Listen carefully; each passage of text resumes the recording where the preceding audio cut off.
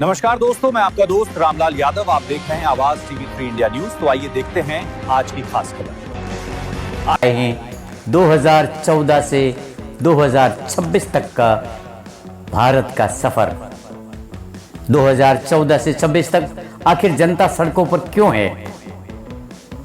आज जंतर मंतर पर उमड़ा जन सैलाब सिर्फ एक प्रदर्शन नहीं है, यह उन करोड़ों युवाओं की बेचैनी है जो पिछले एक दशक से अपने भविष्य, रोजगार और व्यवस्था की जवाबदेही को लेकर सवाल पूछ रहे हैं। आज का सवाल सिर्फ कांग्रेस जनता पार्टी या अभिजीत दीपके का नहीं है, आज का सवाल पूरे देश का है। 2014 में देश ने एक नई उम्मीद के साथ ये सरकार चुनी थी। भ्रष्टाचार मुक्त भारत, हर साल करोड़ों रोजगार, बेहतर शिक्षा, बेहतर व्यवस्था, बेहतर भविष्य की गारंटी दी थी इस सरकार ने। लेकिन 12 साल बाद सवाल यह है कि यदि सब कुछ ठीक है तो फिर देश बार बार आंदोलन की आग में क्यों देखता है? किसान आंदोलन क्यों हुआ? सीएए एनआरसी के खिलाफ लाखों लोग सड़कों पर क्यों उतरे? अग्निपथ योजना के खिलाफ युवाओं का गुस्सा क्यों फूटा? महिला पहलवानों को जंतर मंतर पर धरना क्यों देना पड़ा? नेट और विभिन्न भर्ती परीक्षाओं पर सवाल क्यों उठ रहे हैं? मणिपुर जैसे गंभीर मुद्दों पर जनता जवाब क्यों मांग रही है? क्या यह सब केवल विपक्ष की साजिश थी, या लाखों लोग बिना कारण सड़क पर उतर गए थे, या फिर व्यवस्था में कहीं न कहीं ऐसी कमियां हैं जिन पर गंभीर मंथन की आवश्यकता है? आज देश की जनता सरकार से कुछ सीधे सवाल पूछ रही है।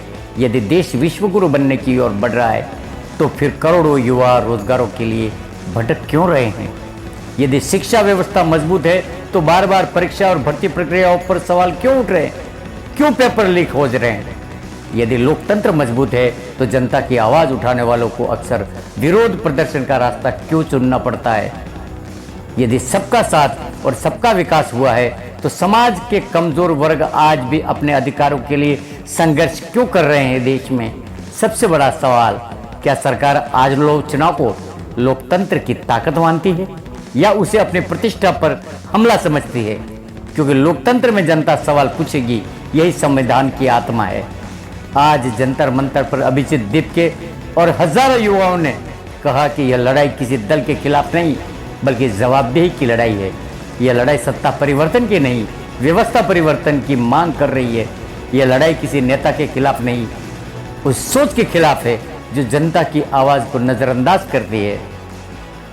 आज का युवा कह रहा है, हमें नफरत नहीं चाहिए, हमें रोजगार चाहिए, हमें प्रचार नहीं चाहिए, हमें पारदर्शिता चाहिए, हमें भाषण नहीं चाहिए, हमें परिणाम चाहिए। और शायद यही कारण है कि यह आंदोलन पहले के कई आंदोलनों से अलग दिखाई देता है। यह किसी एक राज्य का आंदोलन नहीं है, यह किसी एक जाति का आंदोलन नहीं है, यह किसी वर्ग, धर्म का आंदोलन नहीं है, यह भविष्य का आंदोलन है। यह उस छात्र की लड़ाई है जो लाइब्रेरी में बैठा है, यह उस बेरोजगार की लड़ाई है जो वर्षों से प्रतियोगी परीक्षाओं की तैयारी कर रहा है, यह उस परिवार की लड़ाई है जिसने अपनी जमीन बेचकर, अपनी रकम बेचकर बच्चों को पढ़ाया है। और इसलिए आज जंतर मंतर से सरकार के लिए सबसे बड़ा संदेश निकला है, जनता विरोधी नहीं है, जनता जवाब चाहती है। युवा अराजकता नहीं चाहता, युवा अवसर चाहता है। देश टकराव नहीं चाहता, देश समाधान चाहता है। अब फैसला सरकार को करना है, क्या वह इन सवालों को सुनकर आत्ममंथन करेगी? क्या वह युवाओं के विश्वास को मजबूत करेगी? क्या वह जवाबदेही और पारदर्शिता को प्राथमिकता देगी, या फिर उन आवाजों को भी अन्य आंदोलनों की तरह समय के हवाले कर देगी? क्योंकि इतिहास गवाह है, सत्ता की ताकत चुनाव जिताती है, लेकिन जनता का विश्वास ही इतिहास रचता है। निकल रहा था उस दिन मेरी माँ रो रही थी थोड़ा कि मेरा बेटा जा रहा है, मेरे साथ कौन रहेगा। मैं समझ सकता था वो बात, लेकिन जितना मेरी माँ उस दिन नहीं रोई, जितना मैं यूएसए को जा रहा था, उतना वो तब रो रही थी जब मैं अपने घर वापस आ रहा था।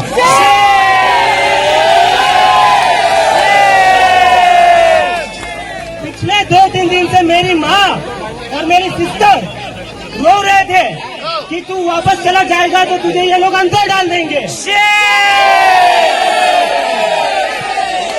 उनको डर था, मुझे अपने घर पर आने से उनको डर लग रहा था।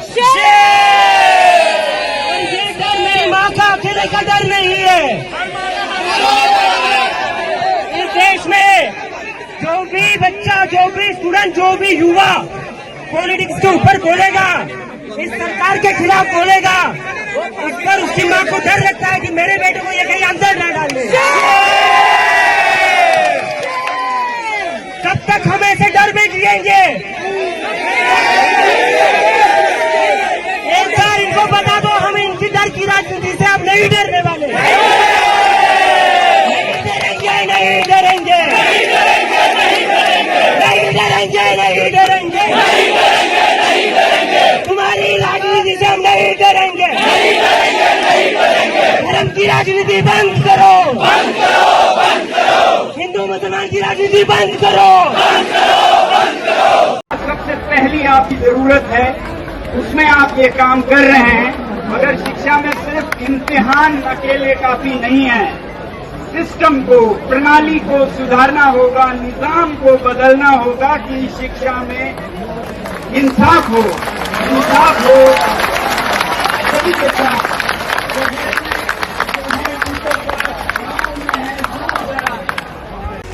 आज तक के लिए बस इतना ही। मिलते हैं अगली खबर के साथ और हमारे चैनल को सब्सक्राइब, वीडियो को लाइक, शेयर करना ना भूलें। धन्यवाद।